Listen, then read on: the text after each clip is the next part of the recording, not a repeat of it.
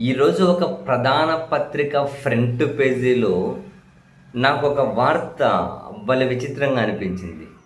ఎందుకంటే ఇప్పుడు ఆ వార్త ఏంటి? చేబదుళ్ళ అప్పుల్లో దేశంలోనే ఏపీ టాప్ అట. వడ్డీనే 303,00,00,000 కట్టాల్సిన పరిస్థితి అట. విచిత్రం ఎందుకు అనిపించిందంటే, చేబదుళ్ళు అంటే వడ్డీ లేకుండా తీసుకోవడం కదా!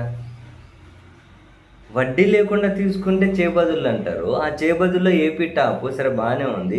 వడ్డీనే 303,00,00,000 కట్టాలి అని చెప్పి ఈ వార్త, చేబదులకు వడ్డీ ఏంటి అని చెప్పి నేను ఆసక్తికరంగా చదివా. అత్యధికంగా 1,72,532 చేబదుల రూపంలో మన వాళ్ళ అప్పు అట. అటు అప్పులపై వడ్డీలు, చివరకు చేబద్దుల పైన వడ్డీలే. చేబద్దుల పైన వడ్డీలేంటి? చంద్రబాబు సర్కార్ మరో కొత్త చరిత్ర సృష్టించింది. అప్పులపై వడ్డీలు ఎలాగూ తప్పవు, కానీ చేబదుళ్ళు అంటే ఎలాంటి వడ్డీ లేకుండా స్వల్పకాలిక వ్యవధిలో తిరిగి చెల్లించేలా ఆర్బీఐ కల్పించిన వెసులుబాటు. అవును కదా!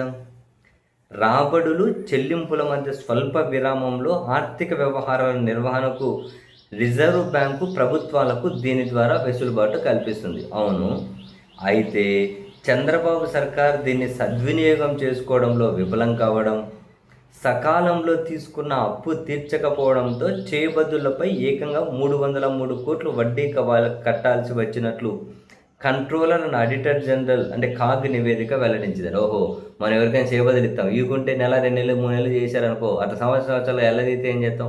వడ్డీ ఇవ్వండి అంటారు కదా కొందరు. అట్లా ఇది కూడా చేబదులు తీసుకున్నారట, సకాలంలో తిరిగి ఇవ్వాలి, అందుకని వడ్డీ వసూలు చేసిందంట ఆర్బీఐ. ఆహా, ఇదా హైలైట్? 303 కోట్లు అంట వడ్డీ కూడా. 2024-25 ఆర్థిక సంవత్సరంలో చేబదుల అప్పుల్లో ఆంధ్రప్రదేశ్ దేశంలోనే అగ్రస్థానంలో ఉన్నట్లు కాగ్ నివేదిక వెల్లడించిందట. వేజ్ అండ్ మెయిన్స్ అడ్వాన్స్లు, ఓవర్ డ్రాఫ్ట్లను వినియోగించుకొని సకాలంలో అప్పు చెల్లిస్తే వడ్డీ చెల్లించాల్సిన అవసరం లేదు. కనీసం ఆ చేబదులనే టైం కట్టిండొచ్చు కదా. ఎటు అప్పులు తెస్తున్నారు, ఈ అప్పులన్న చేబదుల కింద కట్టిండొచ్చు కదా, వడ్డీ అన్న మిగిలేది.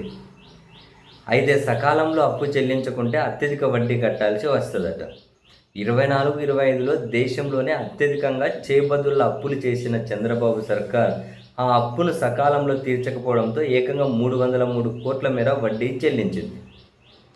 అంతేకాదు 2024-25లో చంద్రబాబు సర్కార్ ఆర్బీఐ వద్ద కేవలం 8 రోజులు మాత్రమే కనీస నగదు నిల్వలను నిర్వహించిందట. మిగతా 357 రోజులు చేబదుల రూపంలో అప్పు చేయనిదే పూట గడవలేదట.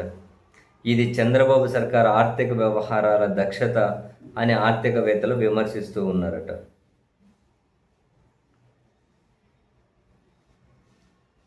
ఓయ్ అబ్బా, అసలు చేబదులపై వడ్డీ అంటే ఖచ్చితంగా ఆర్థిక నిర్వహణ వైఫల్యమే కదా.